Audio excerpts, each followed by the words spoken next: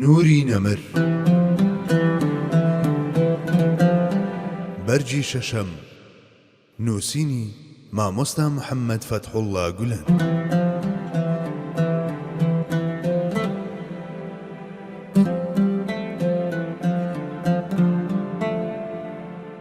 ڕیحلەت لە ڕێی لێکۆڵینەوەدا.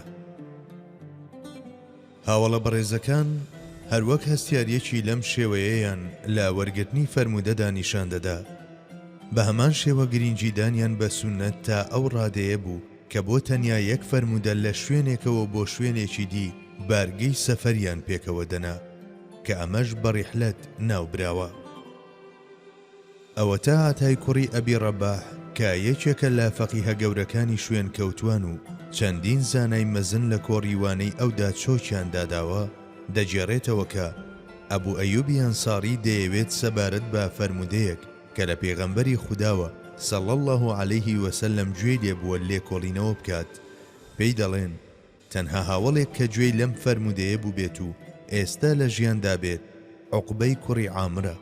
ئەویش سواری وەڵاخەکەی دەبێت و ڕێگەی میسر دەگرێتە بەر کە عوقبەی کوڕی عامری لێدەژیا.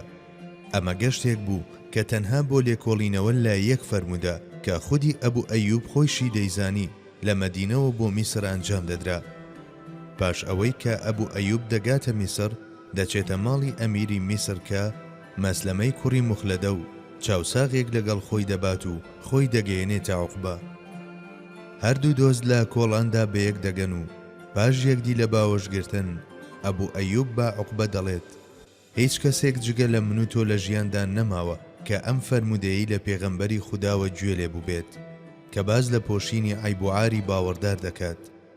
عوقبەش لە وەڵامدا دەڵێت بەڵێ من لە پێغەمبەری خودداوە گوێم لێ بووە کە دەفەرموێت من ستر على مؤمن في الدنيا ستره الله يوم القيامة.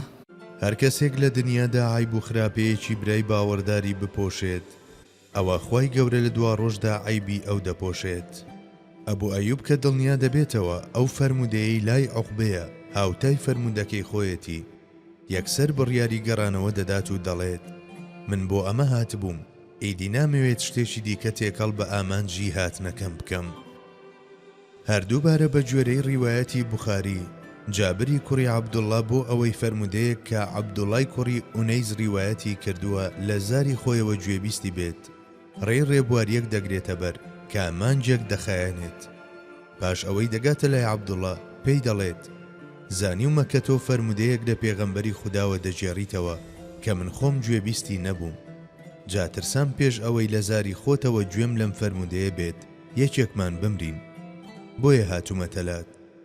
جا هەر پاش ئەوەی لە عەبدوڵڵای کوڕی ئونەیسەوە گوێبیستی فەرمودەکەش دەبێت ڕاستەوخۆ ماڵ ئاوایی دەکات و بەرەو مەدینە دەگەڕێتەوە. ڕیحلەتی شوێن کەوتوان. ئەم ڕیحلەتانەی بە دڵ و بەگیان لە پێناو فەرمودەدا ئەنجام دەدران تەنها بە هاوڵان سنووردار نەبووە بەڵکو لە سەردەمەکانی دواتریشدا بە هەمان شێوە بەردەوام بووە. ئەوە تا سەعیدی کوڕی ئەلموسەیەب دەڵێت جاریوا هەبووە بۆ تەنها یەک فەرمودە چەندین ڕۆژ ڕێگەم بڕیوە، یاخود مەزدوقی کوڕی ئەلئەجداع بۆ تەنها یەک پیتی فەرمودەیەک لە شوێنێکەوە بۆ شوێنێکی دی ڕۆیشتووە، یاخود وەک کەسیری کوڕی قەیس دەجێڕێتەوە کەسی زانستپەروەری وەها هەبووە کە بۆ وەرگرتنی تەنها یەک فەرمودە لە ئەبوو دەردا لە مەدینەوە بۆ شام هاتووە. ئەمانە و چەندین نمونەی هاوشێوەی ئەمانە کۆمەڵێک نمونەی بەنرخن بۆ ئەم ڕاستیە.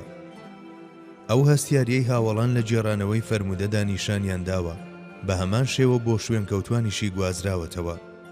وەک دواتر ئاماژەی پێدەکەین کەسانی وەها بوونەتە میراتگرانی ئەم زانستە کە بە دەربڕینی ئاماژ ڕوخانی ئاسمانەکانیان بەسەر خۆیاندا هەڵدەبژار لەوەی پیتێکی واو یاخود ئەلف یاخود دال بۆ فەرمودەیەک زیاد بکەن. بەڵێ ئەوان هێندە هەستیار بوون لەوەدا کە فەرمودەکان دەقا و دەق بەو شێوەیە وەربگرن و بگوازنەوە کە لە پێغەمبەری خودداوە بیستراوە ڕێگەیان بە جێگۆرچێکردنی پیتێکی واو بە پیتێکی فا نەدەدا. سەرباری ئەوەی یەک بەیەکی هاوڵە بەڕێزەکان عادل و بەڕووی درۆدا داخراو بوون، بەڵام ئیمامانی شوێن کەوتوان هەر فەرمودەیەکیان ببیستایە لای هاوڵانی دیکەش لێیان دەکۆڵیەوە لەمبارەیەوە ئەبولعالیە کە لە ئیمامە مەزنەکانی شوێن کەوتوانە دەڵێت ئێمە گەر لە بەسرە، لە بەغداد، لە خوراسان، لە ماوەڕا النەهرەین واتە لە هەر شوێنێک بووینایە و شتێکمان لە هاوڵێکی پێغەمبەری خوداوە ببیستایە تەنها بەوە قایل نەدەبووین. دەهاتین بۆ مەکە و مەدینە و لە زاری خودی ئەو هاوڵەوە گوێبیستی فەرمودەکە دەبووین کە جێردرا بوویەوە و لە هاوڵانی دیکەمان دەپرسی و بەم شێوەیە دڵنیا دەبووینەوە. وەک موسلیم دەجێڕێتەوە محەممەدی کوڕی سیرین فەرموویەتی ئێمە پرسیارمان دەربارەی ئیسناد زنجیرە جێڕانەوەی فەرمودە نەدەکرد تا ئەو کاتەی فیتنە سەری هەڵدا، ئەو کات ئیدی دەستمان کرد بە پرسیارکردن لە ئیسناد. لە سەردەمی یەکەمینەکاندا پرسیار دەربارەی ئیسنادی فەرمودەکان نەدەکرا، واتە کاتێک فەرمودەیەک لە پێغەمبەری خوددا دەجێڕایەوە لەوە نەدەکۆڵرایەوە کە ئەم فەرمودەیە لە چێوە وەرگیراوە. بەڵام پاش شەهادەتی حەزرەتی عومەر کە بە دەرگای بەرامبەر فیتنە هەژمار دەکرێت و پاشانیش سەر هەڵدانی ئەو فیتنانەی بەستراوە بوون بە شەهیدکردنی حەزرەتی عوسمان و سەردەمی حەزرەتی عەلیەوە هەرچەندە کەمیش بوو بێت، هەڵبەستنی فەرمودە دەستی پێکرد. فەرمودە دژ بە حەزرەتی عوسمان هەڵدەبەسترا و لە بەرامبەر ئەمەشەوە کەسانێکی دەروون سادە وەک ئەوەی حەزرەتی عوسمان پێویستی بوو بێت فەرمودەیان بە سوودی ئەو هەڵدەبەست. بە هەمان شێوە لە بەرامبەر ئەو فەرمودانەوە کە دژ بە حەزرەتی عەلی هەڵبەسترا بوون، کەسانێک هەبوون کە بە مەبەستی پەسەندکردنی ئەو قامەتە باڵایە فەرمودەیان دروست دەکرد. جاکە ئەم جۆرە هەڵبەستنانە دەستی پێکرد ئەو ئیمامە مەزنانەی ڕازگۆیی و سەرڕاستیان کردبووە دروشم بۆ خۆیان، ئیدی لە ئیسنادی فەرمودەیان دەپرسی و هەر شتێکیان گوێ لێ بووبووایە لێکۆڵینەوەیان لەبارەیەوە دەکرد. بەڵێ کەسانی وەک شوعبە و شعبی و سەوری ئیدی لە نزیکەوە چاودێری ئەم بابەتەیان دەکرد و خستبوویانە ژێر لێکۆڵینەوەوە. هەردووبارە لە موسلیمدا و لە ڕیوایەتێکدا کە لە ئیمامی گەورەی شوێن کەوتوان مجاهیدی کوڕی جەبرەوەیە ڕووداوێکی هاوشێوە دەبینین. جارێکیان بوشەیری عادەوی دێتە لای ئیبن عەباس و دەست بە جێڕانەوەی فەرمودە دەکات. ئیبن عەباسیش هیچ گرنگی پێنادات. لە بەرامبەر ئەوەوە بوشەیر دەڵێت تۆ چیت بەسەر هاتووە؟ من فەرمودە دەجێڕمەوە و تۆ گوێ ناگریت.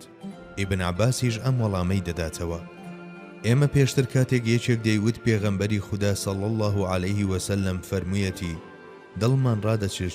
دڵمان ڕادەچڵەچی و چاومان بەرەو ئەو دەسوڕا و تەواوی بوونمان دەبوویە گوێ بۆ گوێ بیزبوونی ئەو فەرمودەیە.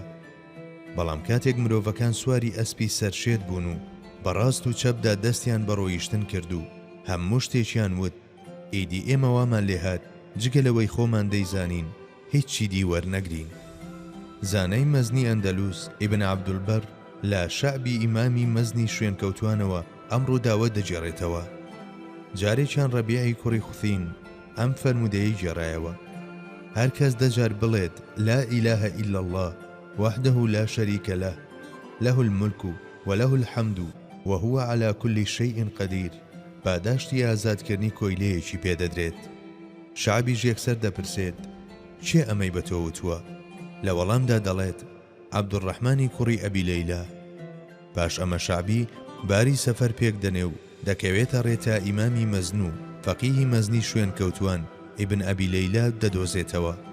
پرسیاری ئەو فەرمودەیی لێ دەکات و دڵنیا دەبێتەوە کە ڕیوایەتەکە سەحیحە. ئیبن ئەبی لەیلاش ئەم فەرمودەیەی لە هاوڵی مەزن ئەبوو ئەیوبی ئەنساریەوە گوێ لێ بووە.